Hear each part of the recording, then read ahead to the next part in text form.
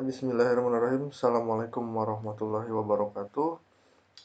Hari ini kita akan belajar mengenai teori tektonik lempeng ya.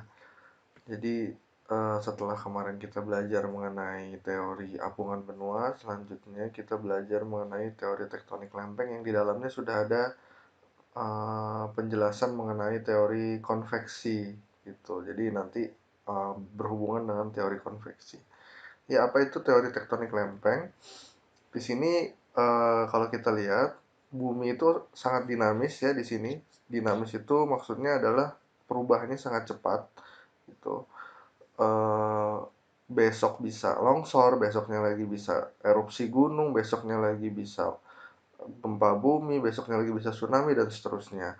Nah, untuk mengetahui kenapa bisa terjadi eh, pembentukan gunung, prosesnya, vulkanisme, gempa yang tadi kita bahas, dan rekonstruksi dari semua itu ketika hancur. Nah, itu kita belajar mengenai teori tektonik lempeng gitu ya.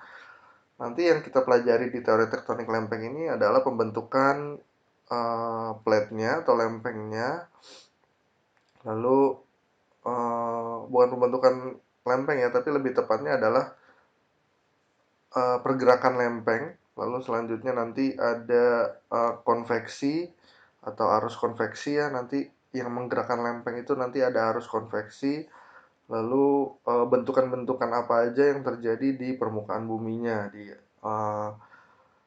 atas lempengnya, di litosfernya gitu ya. Jadi nanti kita pelajari. Nah, yang pertama kita masuk ke gerak lempeng. Gerak lempengnya itu ada 3. Ya, lempeng kita semua tahu ada 2 jenisnya, ada lempeng samudra dan lempeng benua ya. Nah, gerak lempengnya itu ada 3, ada gerak konvergen. Kalau bisa dilihat di sini gerak konvergen itu yang saling bertemu atau saling bertubrukan ya. Lalu ada gerak divergen yang saling menjauh ya. Jadi yang satu ke kanan, yang satu ke kiri, dia saling menjauh. Kalau tadi konvergen bertemu, jadi bertubrukan. Yang satu ke kanan sini, yang satu ke kiri sini. Jadi dia bertemu di tengah-tengah sini. Yang terakhir adalah gerak transform. Dia gerak yang saling berpapasan atau biasa disebut juga sesar mendatar gitu ya. Jadi gerak transform itu adalah sesar mendatar.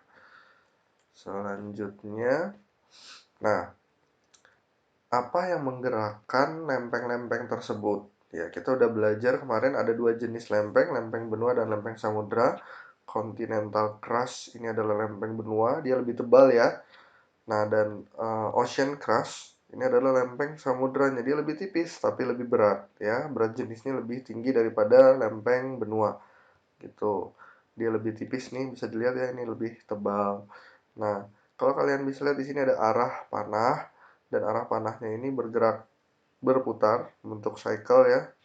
Nah, yang di sini dari bawah, dari astenosfer bagian atas, kita udah bahas sebelumnya juga astenosfer bagian atas. Ini dia mengeluarkan arus konveksi atau arus panas gitu ya. Kenapa dia ke atas? Karena di atas lebih rendah tekanan dan suhunya.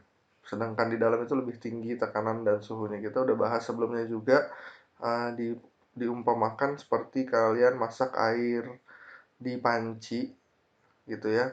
Airnya akan menguap ke atas. Ketika kalian tutup pancinya, tutup pancinya akan bergerak gitu. Jadi sama seperti ini. Ketika airnya itu sudah sangat panas, dia akan ke atas. Lalu ketika di atas, dia nggak nemuin jalan keluar. Ada tutupnya gitu loh. Ada lempengnya tadi yang menutupi. Makanya dia belok, mencari jalan keluar lain. Nah, ketika dia belok ini, dia menggerakkan lempeng yang ada di atasnya. Jadi lempeng di atasnya bergerak kemana? Ke kiri. Yang ini lempeng di atasnya bergerak kemana? Ke kanan. Nah, ini yang disebut dengan gerak divergen. Artinya, ada lempeng yang saling menjauh.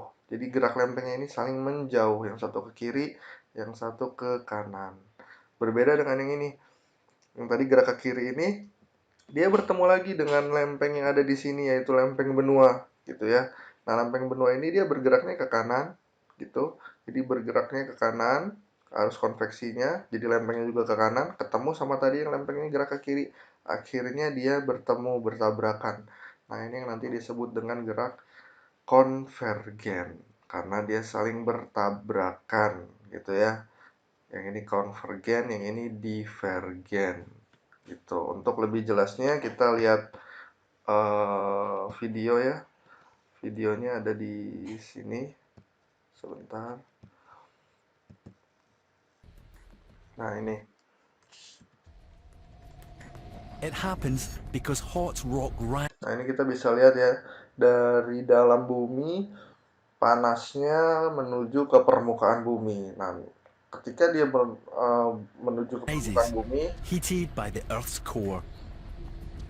nah dia kepentok atau ketemu sama lempeng yang ada di atasnya atau kerak yang ada di atasnya. Ketika dia ketemu sama kerak, dia akan berbelok. Near the surface, Nah, the ini rock disebut dengan spreads in two gerak directions divergen. and Nah, ini goes dia saling sideways. menjauh, gitu It ya. begins Nah, yang di sini nanti adalah gerak konvergen karena dia saling bertabrakan atau mendekat, ya. to lose heat. Eventually, the much Nah, pertanyaannya adalah kenapa lempeng benuanya terkesan diam, sedangkan yang bergerak hanya lempeng samudranya? Karena biasanya lempeng samudranya itu dia lebih berat dan lebih berada di bawah lempeng benua. Jadi dia yang terus bergerak ke bawah karena dia lebih berat dan dia lebih berada di bawah daripada lempeng benua. Jadi lempeng benuanya hanya nahan pergerakan dari lempeng samudra. Padahal dia juga harusnya gerak gitu, tapi dia kalah, bisa disebut gitu, karena yang satunya ini lebih di bawah posisinya dan dia lebih berat juga lempeng samudra. cooler rock sinks back down. Nah, ini Through this spreading gambar process, secara the Earth's menyeluruhnya ya. crust is very slowly Nah, dragged. ini proses pembentukannya ini atau proses pergerakannya ini kita nggak bisa ngambil 1 tahun 2 tahun ya, ini ribuan bahkan jutaan tahun gitu. Jadi untuk berbicara skala geologi kita berbicara ratusan ribu, ribuan atau jutaan tahun. Apart. And it's this that ultimately causes the continents to move. Ini yang membuat seluruh benua itu Where the bergerak. plates collide, Nah, ini yang tadi saya sebutkan ini adalah gerak konvergen. Lempeng samudra di sini bergerak mendekati lempeng benua. Lempeng benuanya terkesan diam, ya. Nah, ini yang nanti dia juga bisa menyebabkan pembentukan gunung api atau disebutnya volcanic arc. Jadi, rangkaian pegunungan api itu disebabkan oleh gerak konvergen pertemuan antara lempeng samudra dengan lempeng benua seperti yang ada di Indonesia.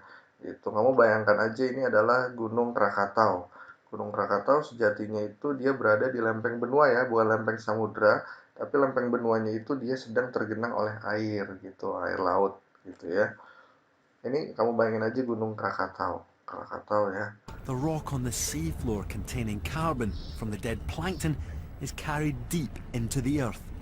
Nah, nanti ketika dia semakin ke bawah, dia As it meresap atau descends, merembes this layer of rock is ke heated, lempeng benuanya. so the rock melts, Lalu releasing dia carbon menemukan dioxide, jalan keluar dari gunung ini. and gas Tuh. is returned Ketika dia back into sudah the menemukan atmosphere jalan keluar, ya dia keluar. during an eruption.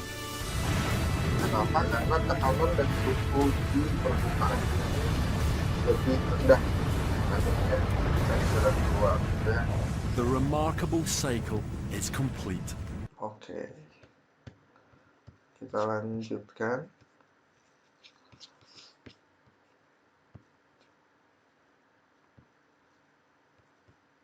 Sampai di sini.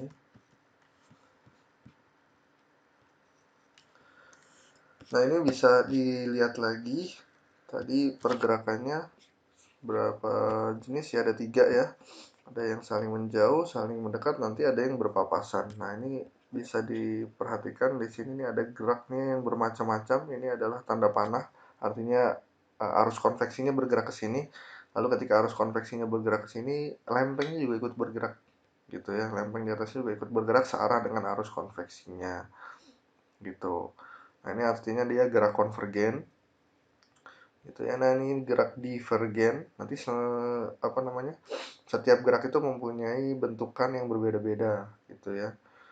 Divergen misalnya nanti dia membentuk oceanic ridge atau bukit-bukit kecil di tengah samudra gitu ya. Lalu nanti konvergen dia membentuk volcanic arc tadi seperti yang tadi, gugusan pegunungan api gitu. Lalu nanti di sini ada mantle plum, dia membentuk hotspot atau titik-titik api ya, bukan wifi tapi titik-titik api yang berada di yang paling terkenal itu banyak di daerah Hawaii gitu. Jadi mantle plum ini dia membentuk titik-titik api gitu. Perpindahan energi panas pada fluida cair ya berarti ya, di mana fluida itu ikut bergerak. Jadi arus konveksi itu adalah perpindahan energi panas ya. Lalu hipotesis arus konveksi itu peluruhan unsur-unsur radioaktif panas yang tersimpan pada saat planet terbentuk. Jadi karena planet terbentuk dulunya panas, lalu dia mendingin lama-lama, panasnya itu masih tersimpan di core atau di inti. Lalu dia mencari jalan untuk keluar ke permukaan bumi. Lalu ada gradien geotermis dan terakhir adanya impact benda asing. Ya, sampai di sini dulu untuk video kali ini. Nanti Bapak lanjut lagi di video part 2 mengenai gerak lempeng konvergen.